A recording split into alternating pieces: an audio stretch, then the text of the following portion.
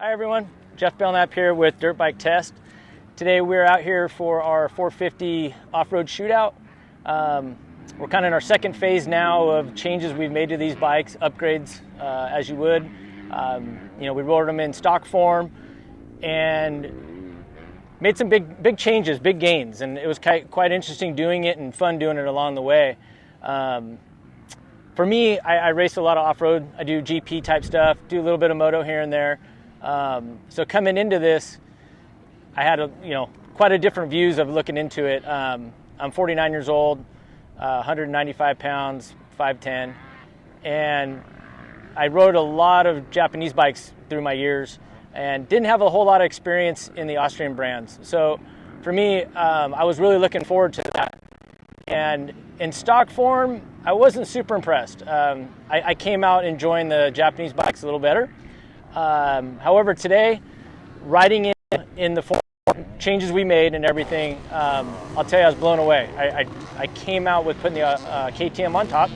I think at the end of the day, it had just the best overall changes, biggest gains, as it would. We did do a KYB oil conversion kit on the forks. We did some X-Trig clamps. Todd at TCS had everything set up. He had a really good map in the motor for us. For me personally, my weight, my riding ability, he dialed that bike in. It was one of the best bikes I've rode suspension-wise.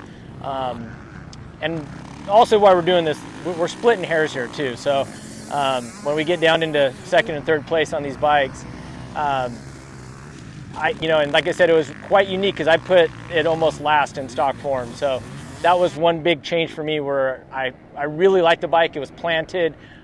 We did some moto today. We were up in the hills, and that bike shined so well up in the hills for me. Very well balanced. Didn't do anything crazy. You can go along some pretty rugged trails. You're just kind of real lightly holding the throttle, and the bike chugs along, which is what I really liked about it. So that's why I came out with number one on the KTM. For me, in second place was the Honda, and I really did. I thought they were really good. The Honda in the beginning had a little bit stiffer setup. We did ride engineering clamps on the Honda, and we added a Scott stabilizer. Once again, Todd did the suspension on it. And we softened that bike up, and honestly, once again, for me, it was all good changes. We did add a tall seat to the bike. We had a variety of different height guys here. For me, it was a little high on some of the tight stuff if you got stuck in a rut and putting your foot down, but overall riding the bike through the trails and stuff and doing an endurance race, I'd highly put that bike towards it. It rode really well. Once again, motor was really, really smooth for me. And it just didn't do a lot of quirky things. It was a very stable bike for me. I enjoyed riding it very much. So for me, third place was a pretty challenging one. I was fortunate enough to spend some time on the Cowie over the summer as we did a few little bit of our upgrades, kind of got to feel each upgrade one at a time, which was beneficial and really, improved the bike a lot. So coming into today, I really thought I would be putting the bike at the top of my ranking, and here I am putting it in third place. Reason being I ended up ranking it in third place was I just felt like when we got to the off-road sections, the Cowie just didn't do them quite as good as the Honda and KTM. And I'm splitting hairs with this, but it's real world as we were riding the trails today. Cowie worked well. We did have Robbie Bell over at Precision Concepts put a map into it, and it did definitely help it. I loved it on the motocross track. Worked phenomenal. And to be honest, I guess overall it did work well. It just was a little bit snappier on the throttle, unlike where I felt like the Honda and the KTM, you could roll the throttle a little smoother, which allowed you to kind of attack the track more with less energy. So we did a couple of the same loops at a time, and I just felt like I was definitely going faster and using less energy riding that Honda and the KTM. So that's why I ended up putting it in third place. But once again, like from right out of the box, I love the Cowie. I love the chassis. I love the ergo, how it feels getting on it. It's very neutral. And once again, that motor is really phenomenal. So I would imagine, like anything, you know, a little bit more fine tuning, you could get that motor a little less snappy, depending on, once again, if you're focusing on just mainly off-road over the moto. But all in all, the bike is great. And like I said, I'm just, you know, really splitting hairs here, but that's where I ranked it. Where I could feel myself tiring out a little bit more, I could see on longevity riding the Cowie and the Yamaha as well. You know, I've owned quite a few of these different bikes models behind me, not these exact years. I hadn't owned a Austrian bike, so for me, I was a little familiar with these bikes and what they did. You know, it's really no secret in the industry. The Yamaha motor is just phenomenal, right? I mean, it's so much power and everything. But when you put it all together in a package, I felt like the Yamaha for me was just a little unbalanced at times. I think it's got a great package and some really good potential there.